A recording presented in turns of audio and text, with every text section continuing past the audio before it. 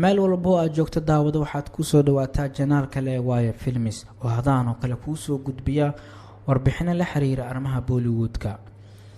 muuqaalkeena maanta waxaan ku soo qaadanaynaa jilayaasha leh xirfadda sare haddana aan Bollywoodka laga bunbuunin, waana kuwo xirfad sare leh, filmadana doorar muhiim ah ku leh, laakiin aan shaqadooda lagu abaalmarin.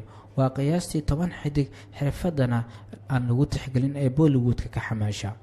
aan isla fiirin warbixintan aan ka diyaarinay xidigada jileenka sare leh haddana aan la bunbuunin. qofka koowaad waa Sanjay Mishra. haddii aadan soo daawanin filmada Aanqe Deki iyo Katfi Hafa iyo sidoo kale Kamyab, hadda soo daawo. jilaagan film jelista soo gala 1995 ilaa haatana ku jira film jelista wax tixgelin ah kuma haysta Bollywoodka. qofka labaad waa Jimmy Shergill. wuxuu xirfadiisa ka soo bilaabay filmada doorka weyn laga siiyay ee Magish ee soo baxay 1996, welina wax saameyn ah kuma lahan shirkadda filmada Hindiya. qofka saddexaad waa KK Menon. muuqaalkiisa himad siin ee filimka Special ayaa wuxuu noqday mid hirgale. waa actor leh jilaasar laakiin aan aqoonsi helin weli. qofka afraad waa Vijay Raz.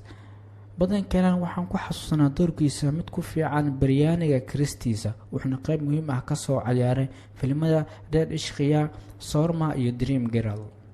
qofka shanaadna waa Abarsha Kurana.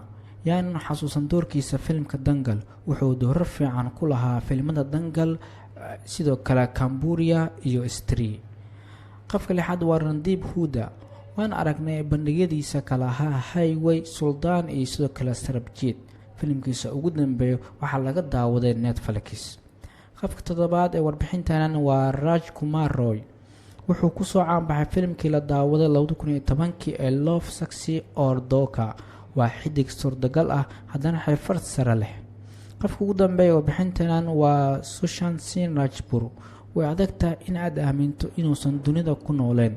waa actor jilin sare leh haddana aan lagu qadarin xirfadiisa sare oo aakhirkii gaarsiisay in uu qaado niyad-jab. intaa ayaanu kusoo xiraynaa warbixintan maanta ee la xiriirtay xidigada aan laga bunbuunin Bollywoodka haddana jileenka sare leh. haddii aad ka hesho warbixintan la wadaag asxaabtaada.